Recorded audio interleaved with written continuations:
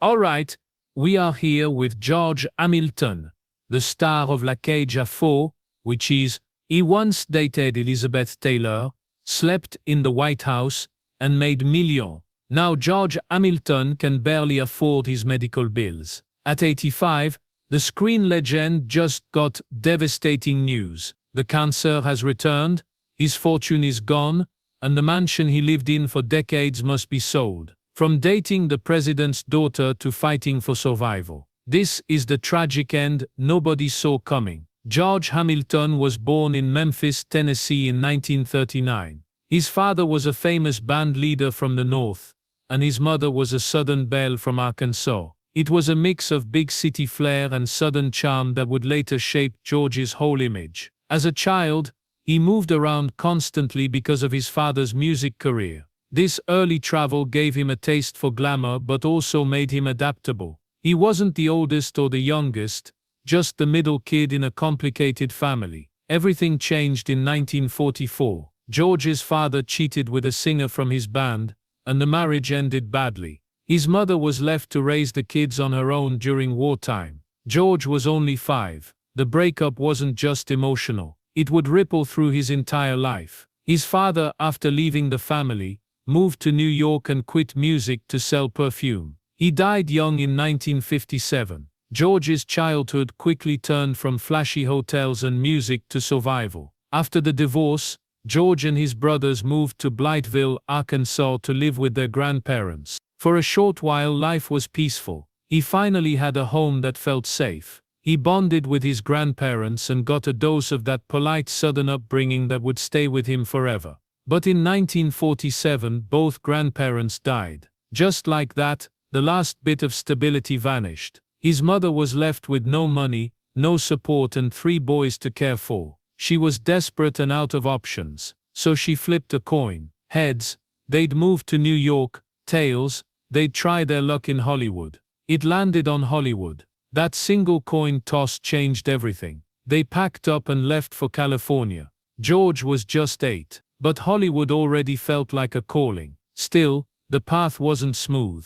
They moved again by 1950, this time to the East Coast. George bounced between schools until he landed at Gulf Coast Military Academy in Mississippi. That military school shaped him. It taught him discipline, posture, charm, all the things he'd be known for later. He stood out there, not just for his manners but for his poise. But behind the polished surface, his private life was still dark. He was still dealing with the twisted relationship with his stepmother, which had started before he even hit his teens. It was a secret he kept for decades. In 1958, at 19, everything turned. George landed a screen test with MGM. He didn't have formal training, just a high school acting award and raw charisma. He was broke, barely scraping by, but somehow got an agent who believed in his looks. MGM gave him a shot. He got $500 and a role in Crime and Punishment USA. It wasn't much, and the directors didn't even want him.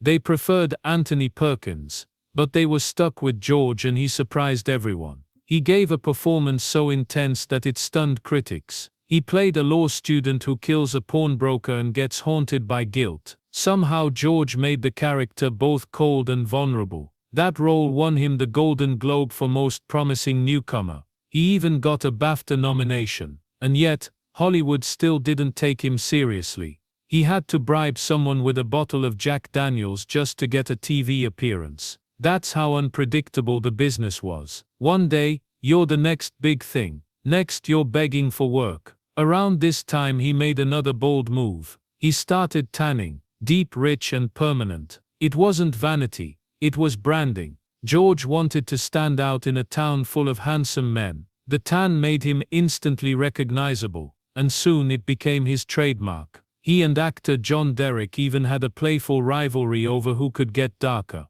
George turned his skin tone into part of his identity. He'd joke about it, own it, and use it to stay relevant even when his acting roles dried up. Then came Where the Boys Are in 1960. George played a smooth, rich college boy. The film was a hit. It was clean-cut, romantic and perfectly timed for a changing America. While the original book had political themes, the movie left all that out. George thought it was a light, silly film, but audiences loved it. He even improvised one of its most iconic scenes, writing a question mark in the sand next to his co-star. That little moment sealed his heartthrob status. The film quietly reflected big cultural changes, showing how sex and romance were shifting in American life. Even decades later, academics pointed to George's role as part of a broader conversation about gender, courtship, and pop culture.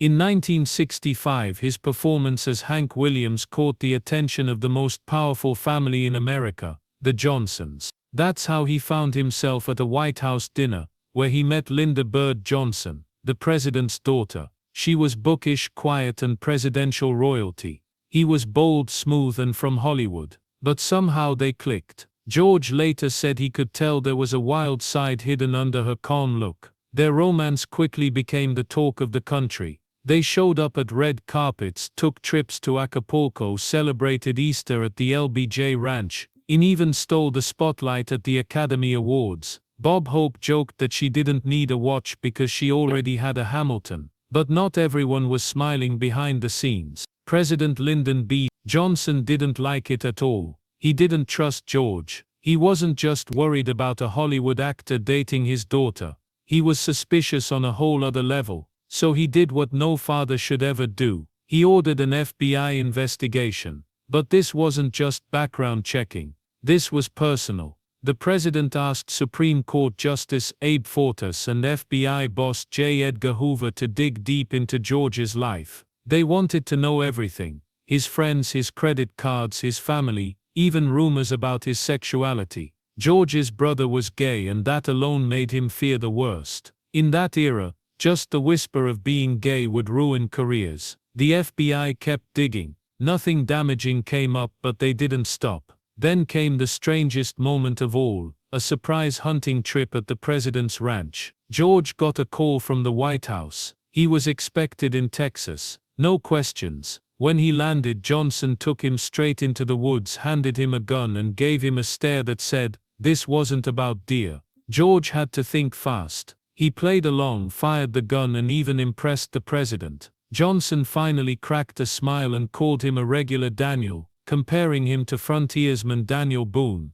But George knew exactly what was going on. This wasn't hunting. It was a test of manhood, a test of loyalty, a test of control. Meanwhile, another storm was brewing. His draft status. George had avoided military service by claiming he supported his mother and brothers. But reporters and officials smelled a lie. After all, his mother lived like royalty in Beverly Hills. The president, already furious over Vietnam, saw this as unacceptable. If George was going to date his daughter, he couldn't also be dodging the draft. Johnson didn't say it outright, but the message was clear: either join the war or get out of my family. The pressure became too much. The romance ended in late 1966. But here's the twist: George didn't burn bridges. When Linda married Marine Captain Charles Robb in 1967, George showed up at the wedding with a smile, posing for photos like it was just another Hollywood premiere.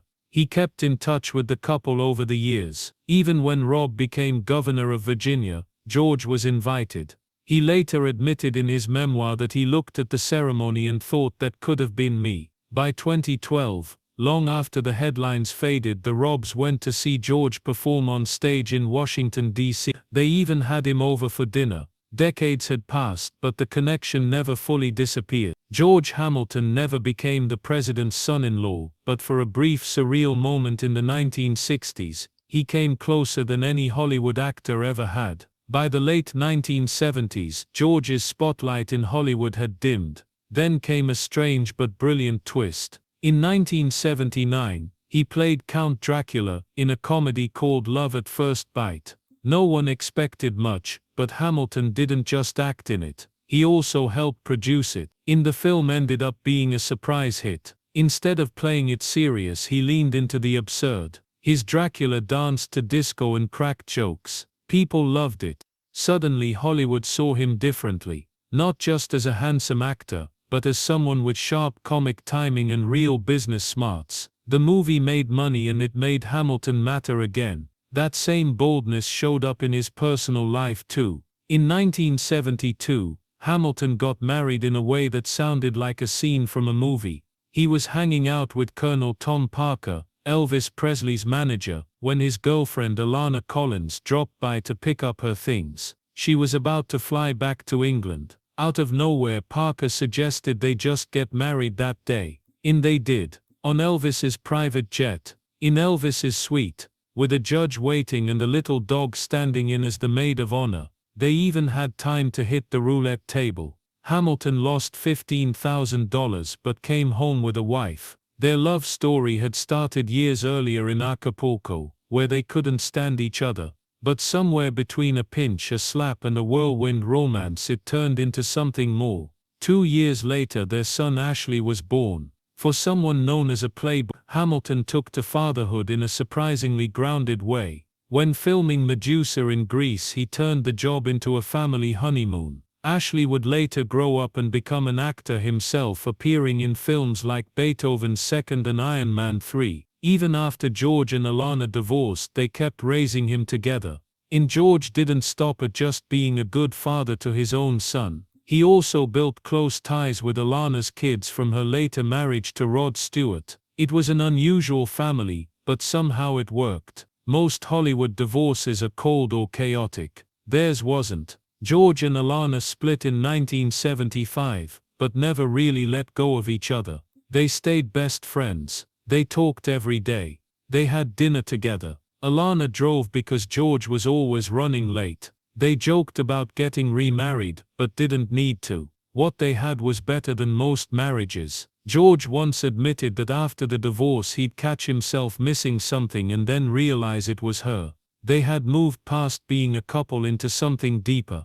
Alana summed it up perfectly. I have his back and I know he has mine. Then there was another storm for George Hamilton. It all started in 1979 when George Hamilton flew to the Philippines to promote his vampire comedy, Love at First Bite. At the time it was the biggest moment of his career. What he didn't expect was an invitation to lunch at the presidential palace where he would meet the country's First Lady Imelda Marcos. That single lunch turned into a globe-spanning friendship full of glamour, secrets and eventually scandal. Imelda was instantly charmed by Hamilton, and their bond grew quickly. They traveled the world together, shopped side by side, even sang songs in private. But what looked like a harmless celebrity friendship soon revealed something far darker. That same year, Hamilton also met two people from Imelda's tight inner circle: Antonio Florendo, a wealthy businessman who made his fortune through deals with the Marcos regime, Inglesi Tantaco, Imelda's closest friend and personal shopping agent. These weren't just background figures. They played key roles in what would become a trail of secret deals, shady loans and millions of dollars that somehow ended up passing through Hamilton's hands. In 1982, Hamilton received a $600,000 loan from Florendo. He said it was to refinance his Mississippi plantation, but the timing raised questions. It came just 2 months after he attended the flashy Manila Film Festival, where guests drank $100 French champagne and ate roasted cows. Later, investigators discovered something far more troubling. Roughly $12 million might have flowed through Hamilton's accounts. In one case, he even flew to Hong Kong to collect $5.5 million from Tantaco's bank account, money prosecutors believed came straight from the Philippine treasury. Soon after that, he started remodeling his Beverly Hills home, building a giant garage and expanding his living space. The money they believed helped pay for it. It didn't stop there. Imelda's team even looked into buying the property next door, supposedly to expand Hamilton's estate. Some thought the house was never really his to begin with, that it was a Marcos property hidden in his name. But the wildest twist came with a failed movie project. Hamilton planned to make a film about General Douglas MacArthur. At first it was meant to be an action-packed war story, but under pressure from Imelda's circle, the script changed into something completely different. A romantic drama about MacArthur's unrequited love for a Filipina woman. According to Hamilton, it was deeply embarrassing. He said the line, "I shall return," was turned into a love message, not a war declaration. In the end, the movie never got made, and the $5.5 million was quietly returned to a Hong Kong bank. Prosecutors later claimed the whole thing was just a front, a money laundering scheme to move stolen funds around the globe. By 1988, Hamilton's name showed up in a federal indictment. He wasn't charged, but he was named as an unindicted co-conspirator in a case against Imelda and Ferdinand Marcos. It was a major blow to his image. While defending himself in the press, Hamilton insisted he was nothing more than a friend. He said he never did business with Imelda and only attended her film festival out of courtesy. But the facts told a messier story. He admitted receiving millions. He testified in court and he continued to defend the Marcos even after they were accused of stealing more than $100 million from the people of the Philippines. His legal team tried to paint him as innocent. They called him a Southern gentleman who wouldn't even talk business with Imelda. They said he didn't know where the money was coming from and returned everything once he realized something was wrong. But behind the scenes the story didn't line up. Flo Arendo, the man who gave Hamilton the loan, later admitted that Imelda had pulled all the strings. She decided where the money went, who controlled it, and how it was used. Even Hamilton's house, according to some, might have been part of her hidden empire. In court, Hamilton said he may have been used, but never knowingly. He said he didn't see the red flags, and though he avoided formal charges, the damage was done. His friendship with Imelda had dragged him into one of the most notorious corruption scandals of the 20th century. Millions had vanished, reputations were ruined, and a forgotten war movie may have helped cover it all up. In the mid-1980s, something strange happened on the set of a movie called Poker Alice. George was starring alongside Elizabeth Taylor. Yes, the Elizabeth Taylor. In their chemistry wasn't just for the cameras, it spilled over into real life. The two dated for about a year, and even after they broke up they stayed close. But the real shock came later. Elizabeth sent George a breakup gift, an actual solid gold ace of hearts from Cartier. On the back it said, "Dearest George, I love you even though you are an asshole." George found it hilarious. To him it wasn't just a gag, it was a strange but sweet way of saying we're always connected. That was Elizabeth, fierce, funny, unforgettable. George never forgot her.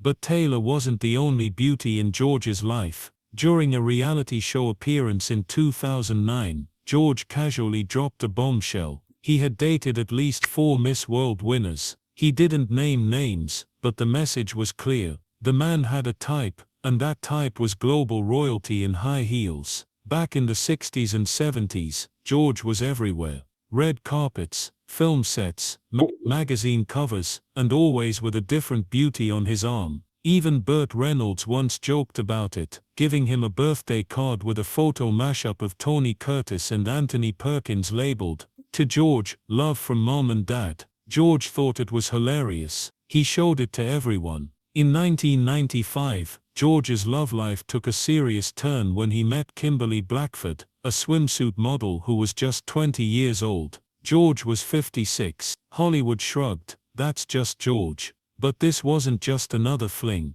They stayed together for 4 years, and had a son named George Thomas Hamilton, GT for short. George didn't marry Kimberly, but he stayed in his son's life. GT was raised with old-school discipline. George sent him to a military academy, just like he had done with his older son Ashley. The age gap between father and son was huge, 60 years, but they bonded in a way that surprised everyone. GT turned out calm, ambitious, and well-mannered. George saw it as a second chance to get fatherhood right. Even his ex-wife Alana Stewart remained close. After they divorced, she married Rod Stewart and had 2 more kids, Kimberly and Sean. Most people would walk away at that point, not George. He stepped in as a kind of second father to Rod's kids, and somehow it worked. The whole blended family even starred in a reality show in 2015 called Stewarts and Hamiltons. It was weird, funny and shockingly functional. George and Alana still talk almost every day. They visit, have dinner, and joke like old friends. Alana even does the driving because George is always late. After all the marriages and divorces, they landed on something that looked a lot like family. But George's life wasn't all flash and fun. As a child, he got measles and lost hearing in his left ear. He hid it well. Most people had no idea. Doctors later told him it was permanent nerve damage. That was supposed to be it. But then Gloria Swanson, an old friend, stepped in and said, "Go to Switzerland." There, George tried an experimental treatment involving stem cells, long before stem cells were a thing. It was painful, expensive, and totally off the grid, but it worked. Slowly, his hearing came back. Within a month, he regained 95% of what he'd lost. George said the clinic was full of celebrities, no names mentioned, sneaking in quietly, hoping for their own miracle. It was like a secret society of the rich and famous, chasing one last fix. Years later, in 2025, George faced another major scare. His heart valve was failing. At 86, most people would prepare for the worst. Not George. He underwent open heart surgery, and within 2 days, he walked out of the hospital. His doctors couldn't believe it. Within weeks, he was back to walking, lifting light weights, and doing stretches. His heart rate dropped to athlete levels. George credited it all to his diet, a daily shake packed with kale, almonds, bananas, and whatever other green superfoods he could find. His recovery was so impressive that his doctors started documenting it for other patients. George did something nobody expected. He launched a skin care line. Yes, the man known for sunbathing like it was a full-time job was suddenly selling creams that promised to undo sun damage. It was called the George Hamilton Skin Care System, and it promised miracles overnight. One product even claimed to reverse years of skin abuse while you slept. That claim made dermatologists roll their eyes, but it didn't stop people from buying. In the first year alone, the line brought in over $4 million. George turned shopping malls into red carpets, charming women with champagne and beauty tips. But like most trends, the glow faded. New celebrities jumped into the skincare game, and by 1993, George's products quietly disappeared from the shelves. But he wasn't done selling the sun. Around the same time, he opened a chain of tanning salons, right when doctors were yelling from rooftops about how tanning could cause cancer. George disagreed. He said his beds were safer, and gave people a little joy in color. Experts called that dangerous nonsense. Even so, his salons grew fast, breaking in millions across California, Florida, and Arizona. That run didn't last either. In 1992, customers started suing after developing skin cancer. George settled, but the damage was done. Then came the worst twist of all. He had to get cancerous cells removed from his own skin in 2011.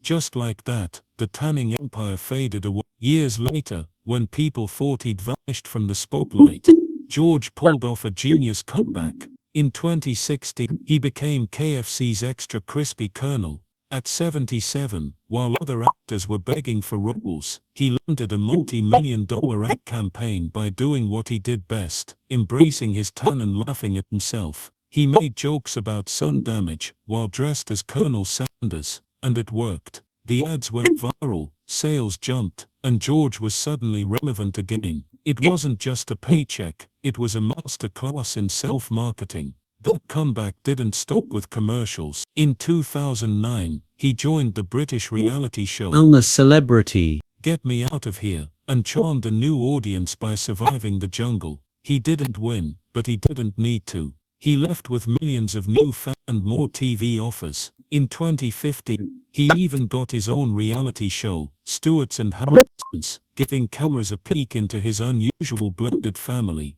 The show didn't last long, but it served its purpose. It introduced his teenage son, Djibouti, to the public, and reminded everyone that George Hamilton was still a brand worth watching. In early 2025, he made headlines again, not for acting, but for packing up and moving back to Palm Beach. At 85, most people assumed it was for the weather or nostalgia, but the truth was darker. Over 4 years, he had lost $12 million to a crooked business manager who tricked him into fake real estate deals. By moving to Florida, George could protect what was left, thanks to the state's generous asset law.